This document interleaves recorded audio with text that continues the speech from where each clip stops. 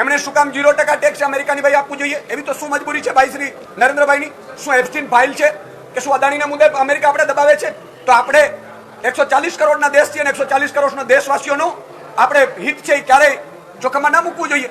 ભાઈ આપણે 30% હતું એની જગ્યાએ આપણે 0 કરીએ છીએ અને આપણા 0%માંથી 18% કરે છે. એમાં ખેડૂતો આવી જાય, પશુપાલકો આવી જાય, નાના ઉદ્યોગો આવી જાય, જેમ્સ એન્ડ જ્વેલરી આવી જાય, બધું ખતમ થઈ જશે ભાઈ.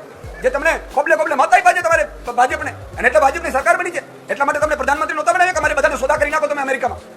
અને અમેરિકાના એવી તો શું આપણે દબાણ છે ભાઈ? 140 કરોડ નાગરિકો અમે નરેન્દ્ર મોદીની સાથે છીએ. નરેન્દ્ર મોદી હિંમતથી નિર્ણય લે અમેરિકાની સામે. પાકિસ્તાનમાં જ્યારે યુદ્ધનું આવે ત્યારે ટ્રમ્પ કહે કે હવે સીઝ ફાયર રોકાવી દીધું છે. શું ચાલી રહ્યું છે બધું? અમે 140 કરોડ નાગરિકો નરેન્દ્ર મોદીજીને પ્રધાનમંત્રી બનાવ્યા છે. તેને પૂછવાનો અમારો અધિકાર છે કે અમેરિકાને વેચવા માટે તમને અહીંયા બેસાડ્યા નથી. આ જ ટ્રેડ ડીલમાં, આ મુદ્દામાં હું એમ કહું છું કે ખતમ થઈ જશે. આજે કપાસના ભાવ 2014માં 1500 રૂપિયા હતા, 1800 રૂપિયા હતા. આપ સૌને ખબર છે, તમે બધા રિપોર્ટિંગ કરેલું છે. આજે કપાસ અહીંયા અમેરિકાનું લાવ્યું, કપાસના ભાવ તળિયે બેસી ગયા ભાઈ. શું અમને ખબર નથી પડતી? એટલે ખેડૂતોને ભ્રમિત કરવાનું કોઈ પણ ના કે નરેન્દ્ર મોદી આમાં સંસદમાં જવાબ આપે.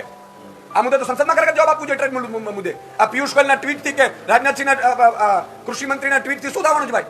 અને તમે કોને જવાબદાર ગણો છો? તમે ખુલાસો કર્યો નથી. સંસદમાં ચર્ચા થવી જોઈએ. તમારે સંસદ સાથે સર્વ પાર્ટીની મિટિંગ થવી જોઈએ, સંસદીય દળની મિટિંગ થવી જોઈએ, એમાં ચર્ચા થવી જોઈએ. ભાઈ અમેરિકા આવું કહે છે, બોલો આપણે શું કરવું છે? કોઈને પૂછતા નથી. તમે પ્રધાનમંત્રી બાંગ્લાદેશના હતા, શેખ હસીના બેન ક્યાં છે? કોઈને ખબર નથી ભાઈ. 140 કરોડ નાગરિકો પૂછે છે.